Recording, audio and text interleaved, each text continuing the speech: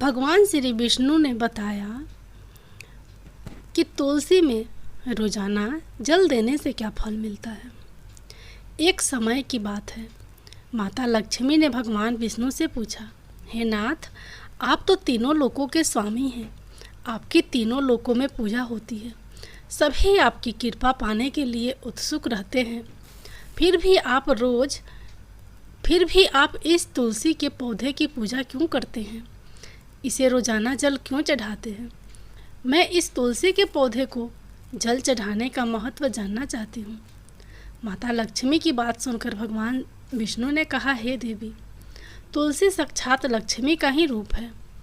तुलसी की रोजाना पूजा करने के कई फायदे हैं और तुलसी को जल चढ़ाने मात्र से ही मनुष्य के कई पाप नष्ट हो जाते हैं। तुलसी को जल देने का महत्व बताने से पहले मैं तुम्हें एक पवित्र कथा सुनाता हूँ। इस कथा के माध्यम से तुम्हें तुम्हारे इन प्रश्नों के उत्तर मिल जाएंगे, इसलिए हे देवी, आप इस कथा को बड़े ध्यान से सुनना।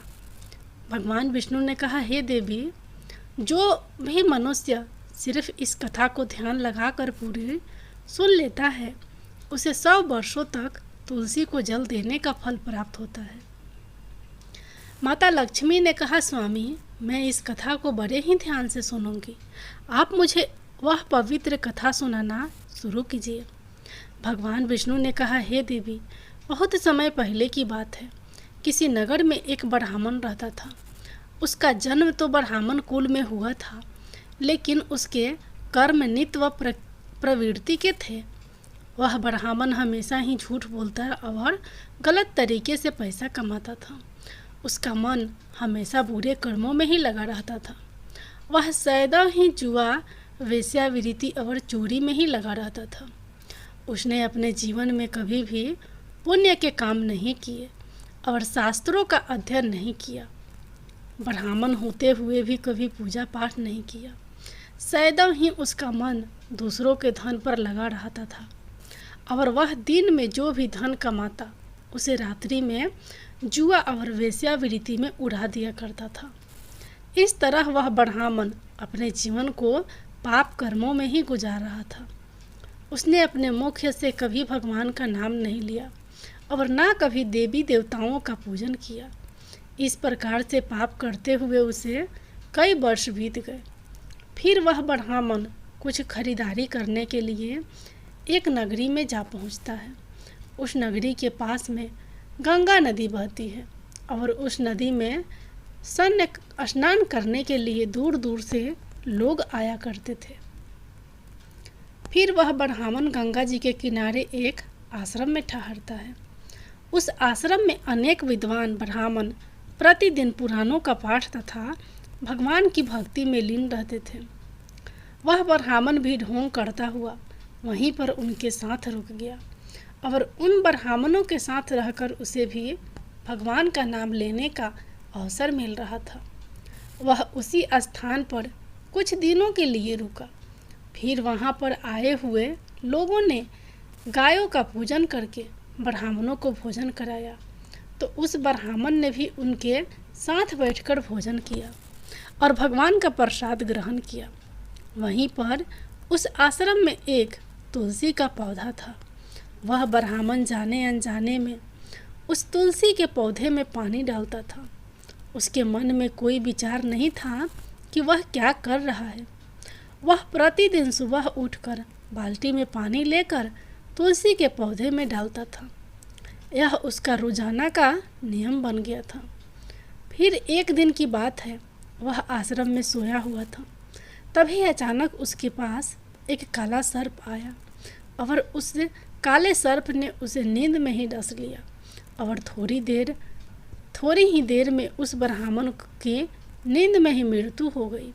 और जब सुबह दूसरे ब्राह्मणों ने उसे इस अवस्था में देखा तो उन्होंने उसके मुख में तुलसी पत्र और तुलसी जी का जल डाल दिया। फिर उन ब्राह्मणों को पता चला कि उसकी तो मृत्यु हो चुकी है।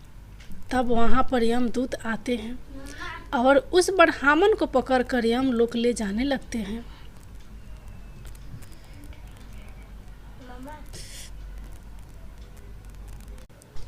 रास्ते में जाते हुए वह ब्राह्मण विलाप करने लगा और यमदूतों से कहने लगता है, हे यमदूतों, मुझे कहाँ ले जा रहे हो और मेरी मृत्यु किस कारण से हुई है।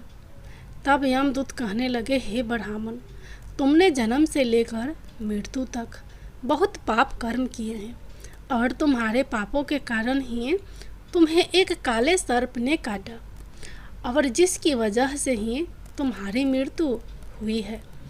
अब हम तुम्हें यमपुरी लेकर जा रहे हैं। वहाँ पर यमराज तुम्हारे पाप कर्मों का लेखा जोखा देंगे और निश्चित ही तुम्हें घोर नरक में डालेंगे। फिर से वो ब्राह्मण फूट फूट कर रोने लगा और उन यमदूतों से माफ़ी मांगने लगा, किंतु यमदूतों को उस पर जरा सा भी दया नहीं आई और वे उसे मारते हुए यमलोक लेकर गए। जब यमदूत उस ब्राह्मण को लेकर यमराज के सामने उपस्थित हुए तो यमराज के पास बैठे हुए चित्रगुप्त ने उस ब्राह्मण के कर्मों का लेखा जोखा निकाला और यमराज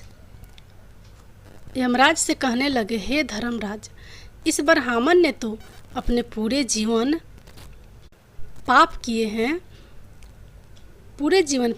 हैं। इसने जीवन में कभी पुण्य का काम नहीं किया है। यह तो घोर पापी है। इसे तो हमेशा के लिए नरक में डाल दिया जाए।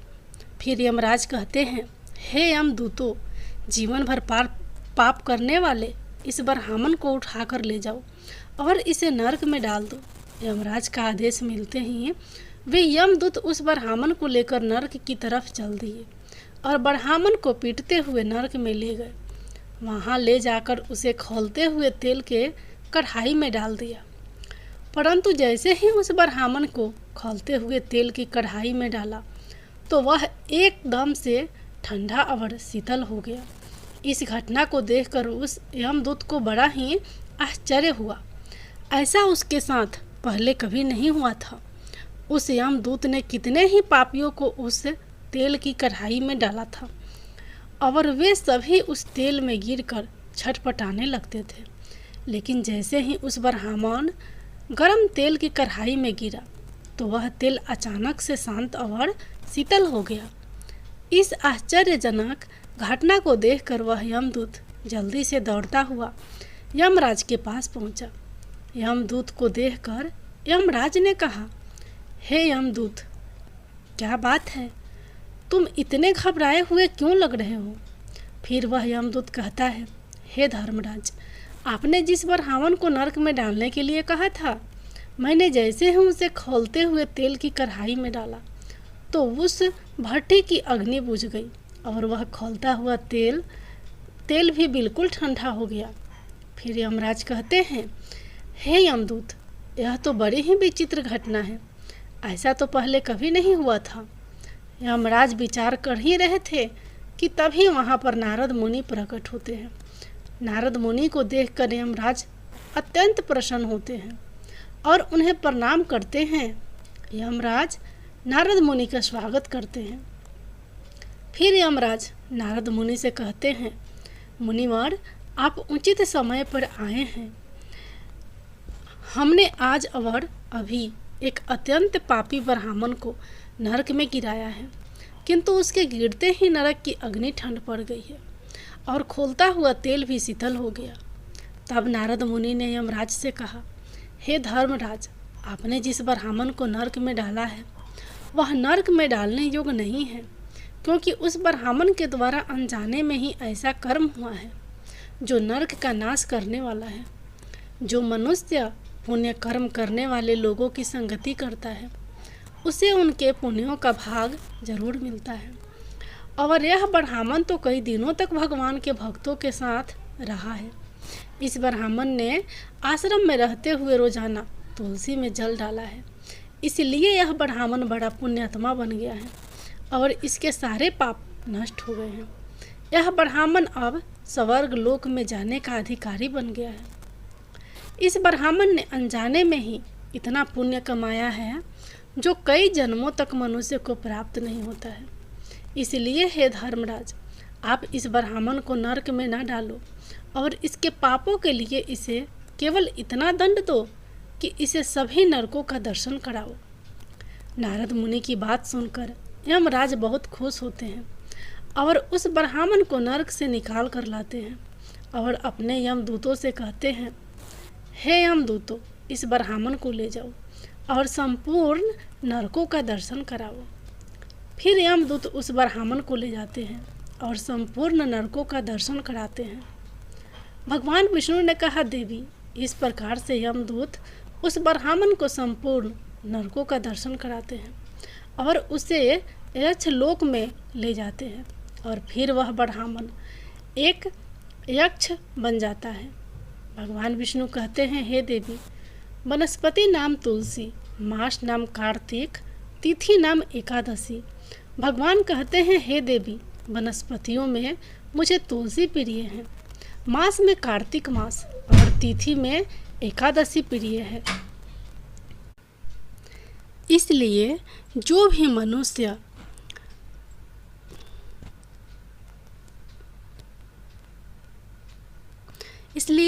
मनुष्य रोजाना तुलसी की पूजा पाठ करता है और तुलसी को जल देता है, वो मनुष्य मुझे सबसे अधिक प्रिय है।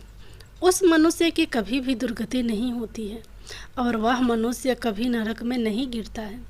जिन घरों में तुलसी का पौधा सदैव ही हरा भरा रहता है, उस घर में सुख शांति और समृद्धि बनी रहती है। भगवान विष्णु कहते हैं, हे देवी, मेरी पूजा में और मुझे चढ़ाए जाने वाले भोग में तुलसी के पत्र अवश्य होने चाहिए, क्योंकि तुलसी पत्र के बिना मैं किसी भी प्रकार का भोग स्वीकार नहीं करता हूँ। इसलिए प्रत्येक घर में तुलसी का पौधा अवश्य होना चाहिए। अगर आपके घर में तुलसी का पौधा है तो सुख शांति और समृद्धि के लिए तुलसी को चुनरी अवश्य चढ़ानी चाहिए। हमेशा ध्यान रखें कि तुलसी का पौधा चुनरी के बिना अधूरा होता है। तुलसी केवल एक पौधा ही नहीं, बल्कि वह एक देवी है, मेरी अर्थात विष्णु की पत्नी है। इसलिए तुलसी को चुनरी अवश्य ही चढ़ानी चाहिए, क्योंकि इससे पति पत्नी में प्रेम और विश्वास बढ़ता है। पति पत्नी का दाम्पत्य जीवन खुशहाल बना रहता है। घर में रहने वाली महिलाएं सदा सुहागिन और सौभाग्यशाली रहती हैं। तुलसी का विवाह भी अवश्य कराना चाहिए। इससे मनुष्य के सभी दुखों का अंत होता है और सांसारिक जीवन सुखमय बीतता है। भगवान विष्णु कहते हैं, हे देवी, तुलसी के पौधे के आसपास अपने मुख्य से अपशब्द नहीं बोलने चाहिए।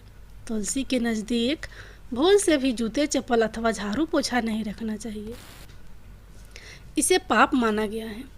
तुलसी के पौधे के पास जल से भरा हुआ बर्तन भी नहीं रखना चाहिए। तुलसी के पौधे के पास दीपक जलाने के बाद दीपक को वहाँ से हटा देना चाहिए, क्योंकि तुलसी के नीचे बुझा हुआ दीपक रखना अशुभ माना जाता है।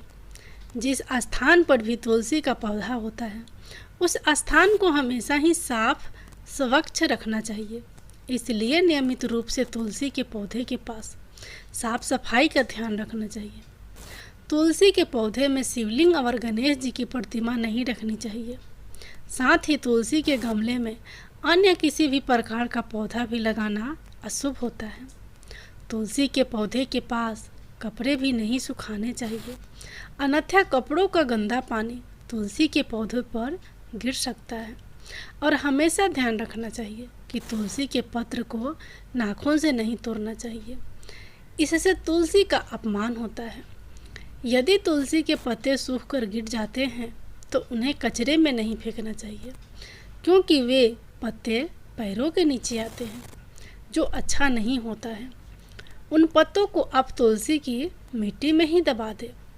भगवान विष्णु कहते हैं, हे देवी, रविवार के दिन तुलसी के पत्ते नहीं तोड़ने चाहिए और रविवार को तुलसी को जल भी नहीं चढ़ाना चाहिए।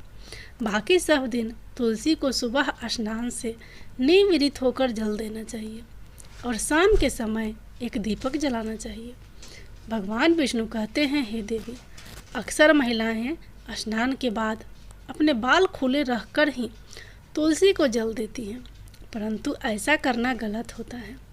महिलाओं को हमेशा ही अपने बाल बांधकर माथे पर सिंदूर लगाकर ही तुलसी के जल देना चाहिए। इससे तुलसी का आशीर्वाद प्राप्त होता है। घर में तुलसी का पौधा लगाते समय ध्यान रखें कि इसके लिए गंदी मिट्टी का उपयोग नहीं करें। साफ स्वच्छ मिट्टी का ही उपयोग करना चाहिए। इससे तुलसी माँ रूठ जाती हैं और सूखने लगती हैं। तुलसी का पौधा कभी भी गंदे स्थान पर नहीं रखना चाहिए, जैसे कि नाली अथवा बाथरूम के पास तुलसी के गमले को कभी नहीं रखना चाहिए, अन्यथा गंदा पानी तुलसी के पौधे में गिर सकता है, जो बहुत ही अशुभ माना गया है। घर में तुलसी का पौधा कभी सूखना नहीं चाहिए। शास्त्रों में ऐसी मान्यता है कि तुलसी का पौधा सूखना अकाल मृत्यु की सूचना देता है। घर में तुलसी का पौधा सूख जाए तो घर की सुख समृद्धि खत्म हो जाती है। सूखी हुई तुलसी में माँ लक्ष्मी का वास नहीं होता है। भगवान विष्णु कहते हैं, शास्त्रों के अनुसार मासिक धर्म के दौरान महिलाओं को तुलसी के पौधे में पानी नहीं डालना चाहिए और तुलसी को स्पर्श करना भी वर्जित है। तुलसी को बिना स्नान किए जल नहीं देना चाहिए और पैरों में चप्पल आदि पहनकर भी तुलसी को जल नहीं देना चाहिए। तुलसी को जल देते समय ध्यान रखें कि वह जल आपके पैरों पर ना पड़े, इससे तुलसी का अपमान होता है। भगवान विष्णु कहते हैं, नित्य तुलसी के दर्शन से मनुष्य को स्वर्ग की प्राप्ति होती है और तुलसी पत्र के सेवन से उसके सभी पाप नष्ट हो जाते हैं। तुलसी का पौधा हमेशा घर के सामने लगाना चाहिए। इसे पूर्व अथवा उत्तर दिशा में लगाना सबसे अधिक शुभ होता है। तुलसी के पास मरुस्थलीय पौधे रखना बहुत ही अशुभ माना जाता है। ऐसे पौधों से नकारात्मक ऊर्जा निकलती है। शास्त्रों में कहा गया है कि जिन पौधों से हरी भरी कलियों की उत्पत्ति ना हो, उसके स्थान पर कांटे निकलते हो, तो ऐसे पौधे को तुलसी के पास कभी भी नहीं रखना चाहिए। शास्त्रों में केले के पौधे का विशेष महत्व बताया गया है। अगर तुलसी के पास केले का पौधा लगा देते हैं तो कई गुना अधिक लाभ प्राप्त होते हैं। भगवान विष्णु कहते हैं, केले के पौधे में देवी स्वयं मेरा वास होता है। इसे तुलसी के पास लगाने से घर में सुख समृद्धि आती है। तुलसी के पौधे में शालिग्राम भी अवश्य रखना चाहिए। तुलसी के गमले में शालिग्राम रखने से तुलसी का और भी अधिक शुभ प्रभाव आपको देखने को मिलेगा। शालिग्राम मेरा ही रूप है। यह काले रंग का पत्थर होता है, जिसे विलक्षण और मूल्यवान माना गया है। इसे अगर तुलसी के गमले में रखेंगे तो आपके घर तुलसी का और भी अधिक शुभ प्रभाव आपको देखने को मिलेगा। शालिग्राम मेरा ही निराकार रूप है। यह काले रंग का पत्थर होता है, जिसे विलक्षण और मूल्यवान माना गया है।